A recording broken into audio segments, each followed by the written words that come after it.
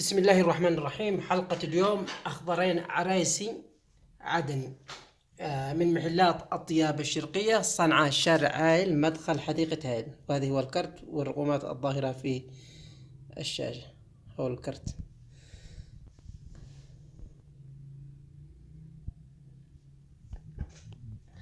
أول مكونات الأساسية للأخضرين اللي هو الدريرة، وأخضرين عرايسي مجمد، وظفر، وعطر الأخضرين والعرايسي والزفة، يعني مجموع من العطورات أو العطر الأخضرين بشكل عام. إن شاء الله راح نذكره في الوصف. هذه المكونات الأساسية، بالإضافة إلى الشحم الأسود، أو يكون أبيض نفعله بعدين صبغة، ولكن هذا الشحم الأسود أو الفازلين الأسود. ممكن نستغني عن الفازلين الأسود أو الشحم الأسود، ونكثر من الدريرة، ونكثر من العطورات، وتكون يعني أخضرين عرايسي بدون الشحم. ولكن أنا بضيفها إن شاء الله مع الشحم، وإن شاء الله طريق مرة ثانية نضيف بدون شحم. بس هذا للبيع والشراء، يعني يخاري. نضيف الشحم إذا عندنا برطمانة عشان التبخير بيكون أفضل، ولكن أنا بسوي بهذا القدر الصغير، يكون خاص في الطيب أو الزباد أو الأخضرين اللي أنسوي. وكمان نضيف إيش؟ هذا الأخضرين العرايسي المجمد.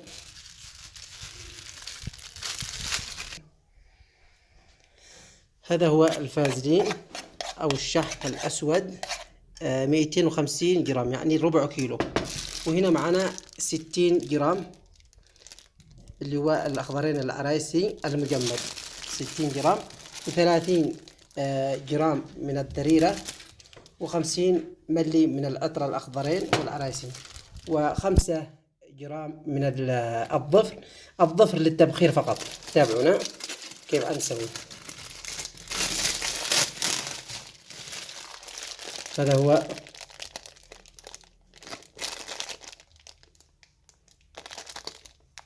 الأخضرين العرايسي، نضيفه فيه،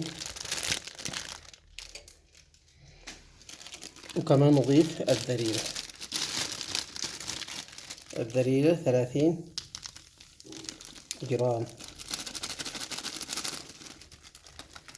إذا حبينا نزيد العطورات فلا مانع، كلما زادت كلما كانت أطيب، ولكن هذا للبيع والشراء. يعني نخلطها جيدا بهذه الطريقة.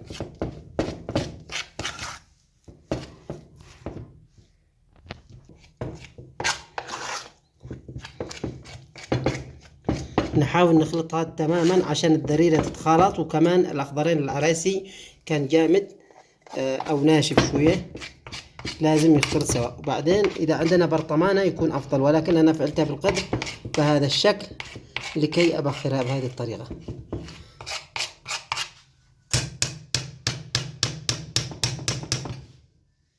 وبعدين نسوي تسطير أو أي شيء، أو صحن صغير يكون معدن أو أي شيء كذا بهذه الطريقة. ونضيف معنا هنا الظفر، هذا الظفر العرايسي، ومعنا هنا الفحم يولع على النار بهذه الطريقة.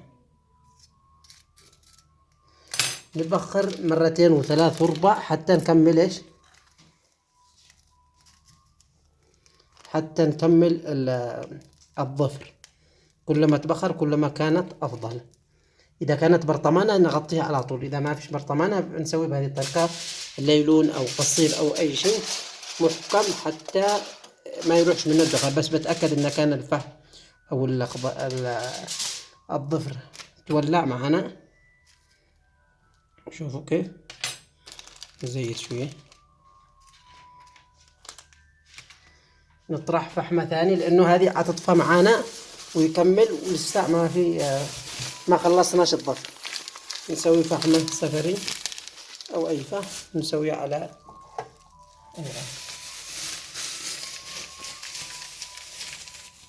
عشان لو خلصت هذه بعدين نشوف. ويفضل يكون فحم عادي لأنه الصناعي يطفى علينا بسرعة. الآن تولع، نغطيها.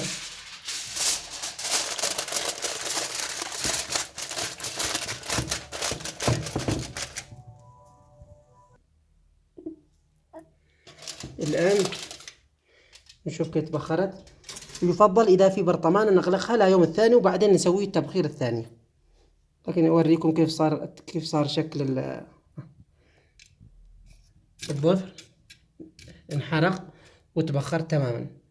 الآن نرفع الفحم الأول لأنه طفى وتأخر حوالي نص ساعة. هذه هي الفحمة الأولى طفت مع الظفر الأول، يعني خلاص انتهت. نبخر اليوم الثاني، أجينا فتحنا البرطمانة وفعلنا الفحم بهذه الطريقة، وفعلنا الظفر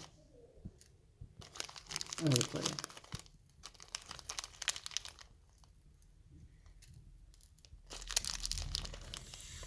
شوفوا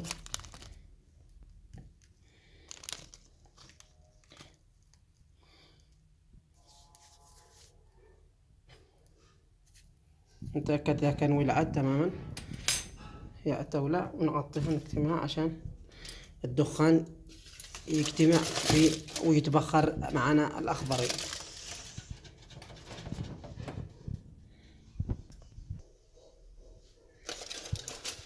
نشوف ما زال الدخان والظفر يتبخر. حلو، نخليه حتى ينتهي. بعد التبخير طبعا فعلت له حوالي 3 مرات، ويفضل انه من يوم الى يوم، يعني من يوم الاول يتغطى بالبرطمانة ومن ثم يتبخر ثاني ثالث مرة رابع مرة، مش مشكلة. ولكن انا الان خلاص، الان هذه الخطوة الثانية. ممكن الان نضيف العطورات ونعبي على طول في العلب الأخضرين بهذا الأحجام كما تشاهدوا. هذه العلب الأخضرين في أصغر من كذا كمان، وفي أكبر، وفي على حسب. ولكن أنا الخطوة الأخيرة إن شاء الله راح نسويها على نار هادئ جدا حتى يذوب معنا الشحم، ومن ثم نضيف العطورات ونخلطها مع بعض على السريع ونعبيها في العلب، بتكون جامدة ومميزة. تابعونا. الآن نسوي على النار هادئ جدا، نوطيها إلى الرقم 3 إذا كانت على كهرباء، وإذا كانت نار عادي نخليها واطي تماما حتى بس يذوب معنا. وكمان الدريرة والأخضرين العرايسي يذوب تماما، تنخلط مع بعض.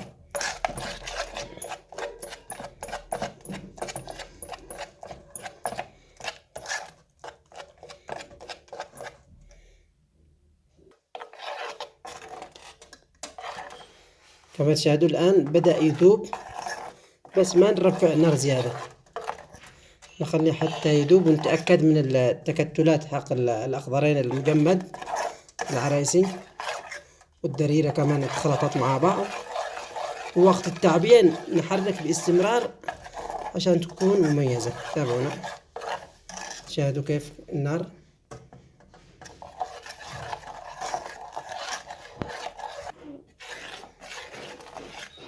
طبعا ما يغليش ابدا، بس يذوب على طول ويتحرك على طول باستمرار، يعني مدة 3 دقائق الى 4 دقائق فقط حتى يكون بهذا الشكل. اذا شفنا انه سائل تماما منخلط مع بعض، نوطي النار للدرجة الاخيرة اللي هو رقم 2 تقريبا، او اذا شفناه قد بدأ خلاص تماما نوطي النار ويكفي حرارة ونضيف العطورات. الآن طفيت النار تماما، طفينا العطورات ونخلط مع بعض، نحرك باستمرار تماما.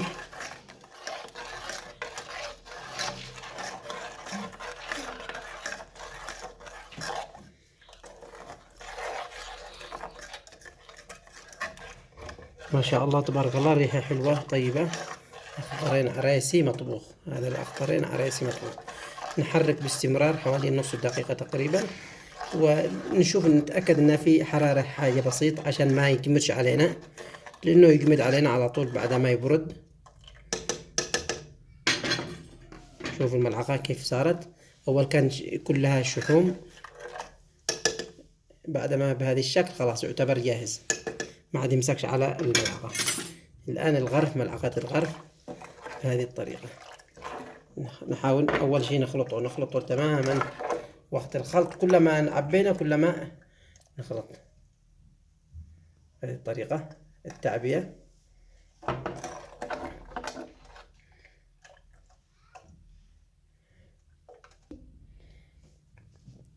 بعد ما عبيناه كما تشاهدون خلطنا تماما، ما اتماسك. إذا كان جمد معنا وبرد معنا كان نعبي بملعقة، بس إذا كنا نعبي ملعقة نعبيه قبل ما نسويه على النار. لكن أنا خليته يذوب على نار هادئ جدا عشان يتعمي معنا بسهولة، وكمان يختلط معنا العطورات والدريرة والأخضرين المجمد، وصار بهذا الشكل. الآن ما زال ساخن ورايق، يعني ما يجمدش. بعد ما حوالي نص ساعة تقريبا إن شاء الله يجمد، أوريكم كيف صار شكله وريحته إن شاء الله تعجبكم. تابعونا. الآن انتهينا، ما نغطي إلا بعدما يبرد. وملاحظة في نوع من البلاستيك اللي هو هذا ما يتحملش الحرارة القوية، ينكمش علينا، فننصحكم ما تعبوش إذا كان ساخن. إذا كان جامد تعبوا بهذه العلب البلاستيكية. بس أنا عبيته في الزجاج والعلب البلاستيكية الملونة، في نوع ملون قوي ما يدوبش معنا. بعد حوالي نص ساعة كما تشاهدوا كيف تجمد معنا الأخضرين. شوفوا كيف شكله مرتب وأنيق ولما. شوفوا كيف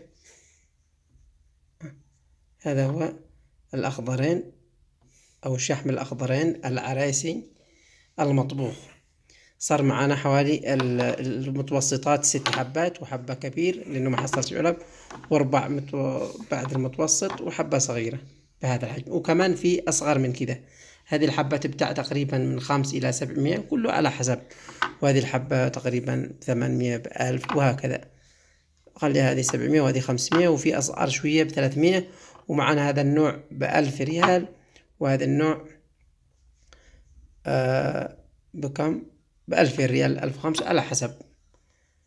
هذا هو الأخضرين المطبوخ العرايسي كما تشاهدوا كيف صار مجمد ومطبوخ تماما ومرتب. طبعا إذا كان شحم تعبئة يكون مش بهذا الشكل، يعني مرتب، بيكون بغير الشكل هذا، ولكن يفضل إن أنتم تسووا بهذه الطريقة. هذه طبخة اليوم صارت جاهزة، أخضرين عرايسي مطبوخ.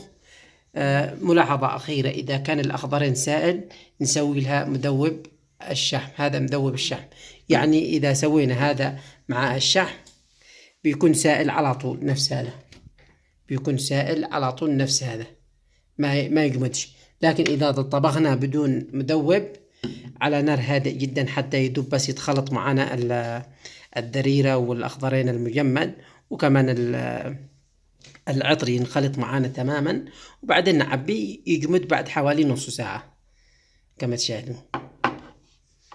شوفوا كيف. هذه بس ملاحظة.